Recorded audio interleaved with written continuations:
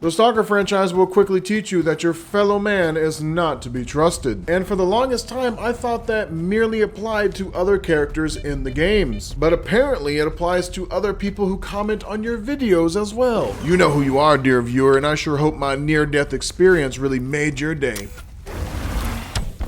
Oh, what the? Oh, no, you, stop it. Go away. No, ow. Gauss gun, why are you so slow? Oh, that was a hit, right? Oh, come on. Some viewer told me that this Gauss gun can kill a Chimera in 3 hits, and that was like 5. I have been lied to. I have been misled, and it's gonna be the death of me. No. I just dealt with one of you in the last video. Why am I running into another one so soon? Oh, that was a miss. That was my bad. Last shot. No! I don't know how many I landed, but it wasn't enough. In the butt. Ooh, right through the anus. I don't know how many shots that took, but that was definitely more than 2 to 3 freaking. I mean, as long as you can still one-tap a guy in an exosuit, I'll still love you, Gauss gun. After spending dozens of hours running into non-player characters with exosuits, when I finally got my own, my first thought was, will this make launching myself with the bubble anomalies more effective or less effective? The answer might surprise you, but it probably shouldn't have surprised me. Hey, there we go. Oh. I got sent through a wall. Okay then, well, that is why we quick save before doing that. I think I better just walk. My objective isn't even that far away. 3 days later. Now, I don't 100% remember what it was I was doing in my last play session, but apparently it involved a Chimera absolutely throwing it back. That posture is insane, man. Look at the hands crossed. Oh, hello. Ow. Oh, I'm getting absolutely destroyed by some boar here. This is pathetic. I think those boars were trying to tell me that I need to leave the area because this Chimera is going to get my video taken down. You would think that after 1/3 of my in-game deaths, not joking by the way, were caused by me jumping into these bubble anomalies, that I would eventually learn my lesson. And you would be wrong. It's gotten to the point where the game itself had to send me a message about my shenanigans. Am I supposed to get up into that hole by walking into that gravitational anomaly? Is that what the developers intended for me to do? Oh, speaking of developers, look at that guy. Look at that developer. Look at him. He's got all the swag. Got the cigarette and the vest on. This is the closest thing you'll get to drip in the zone. Be with me, developer, as I try to get up into that little hole. Okay, that was actually surprisingly close. Jumping's gonna make it even worse. Come on, go on. Oh. This is probably not even the way you're supposed to get up there. I'm dedicated now. Is dude even? What? Oh, wow! That gravitational anomaly wasn't strong enough to kill me, but it was strong enough to kill my game. Oh my god! Oh my goodness! Got the entire Monolithium army in this one second-story building. Jesus. Got 1, 2, 3, 4, 5, 6, 7, 8, 9. Oh, 10. I see you going through that wall. Are you about to say the enemy is gone? That's clearly not the case. Oh, this is why there's so many of them. They got a freaking totem pole here. Whoa. Oh, wow. That was literally 3 dudes inside of one another. What kind of freaking Monolithium magic is this? There's a popular phrase of endearment associated with this franchise that goes something like, there are no bugs in Stalker, there are only anomalies. And my character suddenly having glow-in-the-dark pants certainly fits that phrase in my opinion. However, the game being so poorly optimized that it makes my CPU throttle, which leads to my recording software bugging out. My microphone presets causing me to sound like garbage for the rest of the play session, not realizing it until I start editing the footage. Doesn't really feel like an anomaly that's endearing. Whoa, there's some crazy lighting going on inside this room. Is it because of my flashlight? No, oh my god. I got the RGB leggings. Not exactly suitable for stealth, but it looks cool. Look, it's even lighting up the floor a little bit. Oh my goodness. See, now this looks like a proper anomaly, and considering I'm wearing Monolithium armor, like how do I know this isn't just what the armor's supposed to do? I can't really say it's immersion breaking, because how do I know it's not supposed to do that? Oh yeah, outside it's normal, but something about walking inside gives me this like RGB effect. Yeah, look, there it is, my glow-in-the-dark legs. I got a Monolithium squad and a controller who all want a piece of me. That's, ugh. That's a lot to deal with. There's no better cover in the zone than a radioactive bus. Protect me, bus. And don't give me any tumors. Oh, bus, you have failed me. Ooh, I haven't played Call of Duty in a minute, but my quickscope skills are still there. I've come across all kinds of crazy traits with my time playing video games. Bring on your invisibility, your teleportation, your funky magic tricks. I'll handle anything, except creatures mimicking human voice. That's where I draw the line. Something about that man makes me want to never go camping in the wilderness again. I swear, if this guy ever utters anything that remotely sounds like human speech, I'm selling him to the nearest Korean barbecue joint.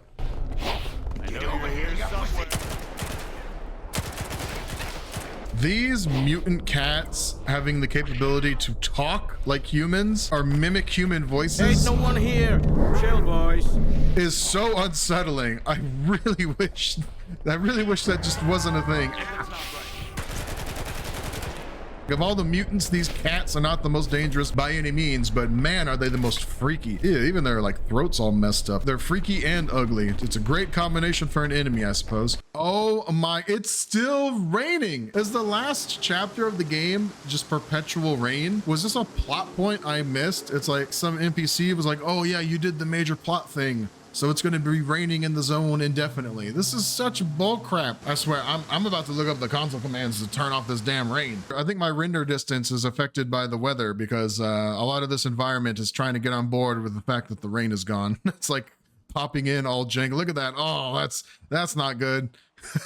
that is not exactly a smooth gaming experience. I'm happy as long as the rain's gone. I don't give a damn. Video games at their basic foundation are a form of entertainment, and it's the developer's job to make sure that you are entertained at a bare minimum. Now, many of the critics of Stalker 2 will say that bugginess and instability are not exactly the most entertaining things in the world, and those are very valid criticisms that I will be talking about later. But right now, I like to give some credit where credit is due, because this right here is not just some simple entertainment. This is respect. And as a video game player, I appreciate when my needs derived from my gamer instincts are respected. This is a real neat thing that the developers have done. I'm at a point in the game on the very final missions where I cannot do anything else in the game. Like it's called the point of no return. So there's no doing anything else other than these missions. And I have reached a like halfway point, and it's a bit of a pause in the action, as it were. And they put me in this like safe room. And so I have access to the bed if I want to sleep, my storage box if I want to like change out my artifacts or equipment like one last time. And I even have one merchant and one weaponsmith so I can have ammo and repair all my stuff. Many games that do the whole point of no return thing, they really mean it. Everything finished up to that point. If you find out you don't have enough ammo or grenades or whatever, or your equipment's not fully repaired, you kind of find out the hard way in the moment and have to reload a save. This feels like as a gamer, my gamer instincts are being respected now. It's the kind of thing that so many other games like wouldn't even consider, but Stalker 2 developers seem to realize that their games are played by gamers. That was quite a trip, huh? You go ahead. I'll wait here. This is between you and the doctor. You and that rock seem to be enjoying each other's company, Mr. Richter. I don't mean to disturb your good time here. Oh yeah, look at that. Nothing really rounds off a bit of action like a cigarette.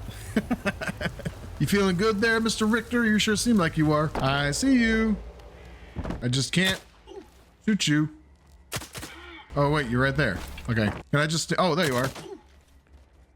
I don't need to go up there to deal with you. He said, ouch. Oh, there goes his gun. He got shot 7 times and he just said, ouch. I would think bullets were more bothersome than just warranting an ouch, but I guess that guy's just built different. Now, I'll make no claims to being an experienced video game level designer, but I'm pretty sure a transitory video being played while your character is being teleported shouldn't be rendered at less than 10 frames per second, should probably have some kind of sound effect, and definitely should not set my computer on fire. But like I said, I'm not a video game developer, so maybe I'm wrong. Oh, this thing. This damn portal. My CPU is on fire. Come on, little 5600X. You can do it. I know you don't like these portals, but I believe in you. Come on. I lived. We did it. My little computer that could. This game is so poorly optimized that it's not the intense action that'll try to kill your computer. It's the loading screens. Open? No, it's locked. How about now? Really? That glass? That glass stopped an armor-piercing bullet. The metal lock could not handle an armor-piercing bullet, but the glass stopped at least one of it. That's pretty crazy. It's very What the heck?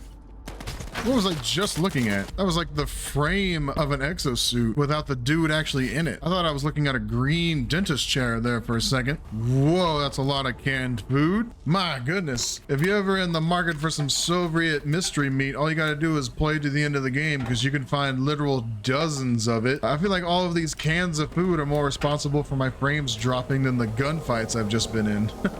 Stalker 2 really sets you up to develop a false sense of superiority because towards the end of the game, you get pretty powerful pretty quickly. But then at the very last segment of the game, the developers threw in a curveball by introducing a whole new group of enemies that are absolutely maxed out with weaponry and equipment. Everybody thinks they're a true Stalker right up until the Granite Squad pulls out the Monolithium's emergency reserve of Gauss rifles and then decides that it's time for you to meet Jesus.